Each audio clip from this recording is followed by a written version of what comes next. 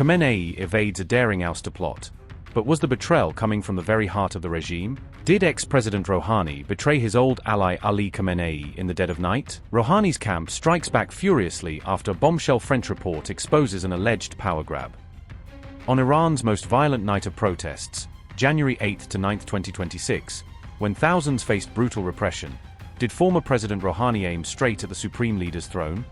Khamenei keeps his most trusted allies close, shielding them from the prying eyes and potential threats of a Trump-led America as Tehran braces for possible war, assassinations, or escalating sanctions. Khamenei strategically positions trusted allies like Larijani beyond external surveillance, safeguarding wartime command structures. Former Iranian President Hassan Rouhani's office has categorically rejected the published report alleging his involvement in any bid to oust Supreme Leader Ali Khamenei during periods of domestic unrest. French daily Le Figaro alleged that Rouhani attempted to strategically sideline Khamenei from decision-making processes amid the early January wave of nationwide disturbances and protests. The former president has characterized these allegations as completely false, deliberately fabricated, and constituting psychological operations orchestrated by US and Israeli intelligence agencies. Rouhani explicitly framed the Le Figaro publication as calculated information warfare tactics rather than credible investigative journalism pursuing factual accuracy. Le Figaro alleged a secretive late-night meeting occurred on January 8 to 9, involving senior reformist figures, influential clerics, and even IRGC aides discussing leadership transitions. The report further claimed that former Foreign Minister Mohammad Zarif actively participated in this purported gathering of key political stakeholders.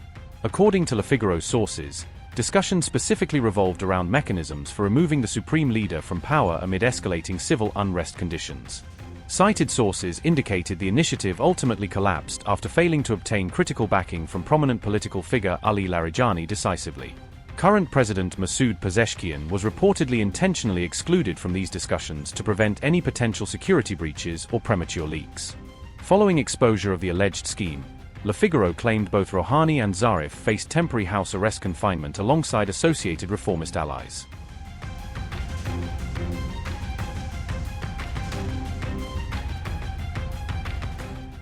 Iran has consistently accused Western governments of waging systematic psychological warfare campaigns aimed at eroding national cohesion deliberately.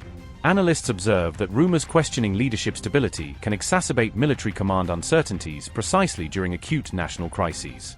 Experts caution perceived internal divisions could impair Iran's coordinated operations with regional resistance allies strategically. As American military threats continue mounting regionally, reports suggest Khamenei implemented wartime contingency leadership protocols. In January 2026, confronting raging protests alongside imminent US strike possibilities, Khamenei designated Ali Larijani for continuity. This 67-year-old security coordinator has effectively managed Iran's core affairs since assuming this expanded mandate, per New York Times reporting. Larijani currently coordinates comprehensive contingency frameworks for potential sustained confrontation with United States forces.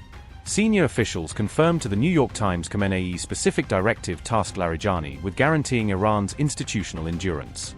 While maintaining concealment during the 12-day Israel confrontation period, Khamenei methodically established successor protocols confidentially. Larijani's designation bypassed traditional senior Shiite clerical prerequisites due to his established pragmatic governance credentials. Nevertheless, Larijani leads a classified roster of emergency authority custodians should primary succession mechanisms prove inadequate. Current intelligence assessments indicate US-Israel operational planning encompasses Supreme Leader Khamenei personally beyond nuclear facilities exclusively. Notably, protests reignited across multiple Iranian provinces weeks following Tehran's exposure of foreign-orchestrated destabilization initiatives. Tehran attributes responsibility for manufactured unrest directly to Israeli and American intelligence through systematic protest provocation. U.S. Treasury Secretary Scott Bessent subsequently acknowledged Washington's active role in destabilization efforts targeting Iranian stability. Sometimes they talk about war, saying we'll do such and such with such airplane. This isn't new. In the past, Americans have repeatedly threatened in their words that all options are on the table, meaning including the option of war. They always said that all options were on the table. Now this guy, Trump, also constantly claims, we brought in a navy. We did this and that. In my opinion, they shouldn't threaten the Iranian people by these things. The people of Iran will not be influenced by these words. We do not fear confrontation based on right. We are not the initiators. We do not want to do any injustice to anyone, nor do we want to attack any country. However, against anyone who harbors greed, intends to attack, or wants to make trouble, the people of Iran will deliver a strong fist to them. What's the issue with America and Iran? This confrontation that exists. Iran and America have been enemies for 40-something years. What is this issue? In my opinion, the issue can be summarized in 2 words. Those 2 words are that America wants to swallow Iran, and the valiant Iranian nation and the Islamic Republic are an obstacle. Your Iran, your country, has many attractions. Iran's oil is an attraction. Iran's gas is an attraction.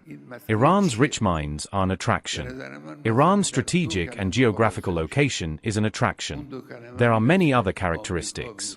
Iran is a country that naturally attracts the greedy gaze of a power-hungry, expansionist force. Iran is standing strong and will continue to stand strong, and God willing, it will disappoint those who try to provoke and harass us. The sedition was made by the US. The plot, it was a US plot. Not just the US, but also the Zionists, the Zionist regime, were involved. If I'm saying the US, it is not just a claim. It's not just a claim. This info hasn't reached us through secret, secure, hidden and complex information channels. Of course, yes, we are aware of many of its characteristics. But what clarifies that this action, this move, was an American move is the statements of the very President of the United States. This sedition was like a coup, meaning some people in the world interpreted the sedition that occurred as a coup, saying a coup had started in Iran. The coup was suppressed, but it was a coup. What does it mean to be a coup? It means the goal was to destroy sensitive and effective centers in running the country. I'd like to ask you, what more can we be doing as we see us place pressure on the Ayatollah, who is no friend of the United States of America, and as we see what he is doing to the citizens of his own country and the streets? What more can we be doing to make sure that we are placing the pressure that we need to on the greatest state sponsor of terrorism, and that is the Ayatollah and Iran? Well, what we can do at Treasury, and what we have done is created a dollar shortage in the country. At a speech at the Economic Club of New York in March, I outlined the strategy.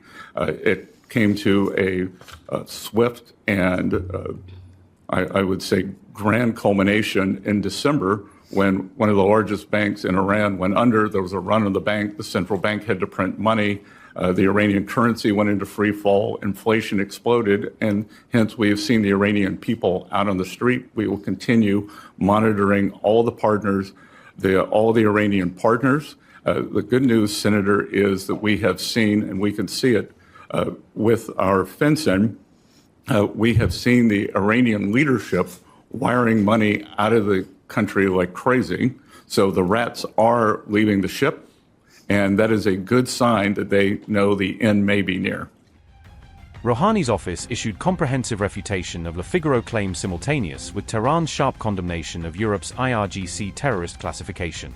During January, EU authorities formally designated Iran's Revolutionary Guard Corps as terrorist organization diplomatically. Tehran responded symmetrically by classifying all European Union member states' naval and air force components terrorist entities officially.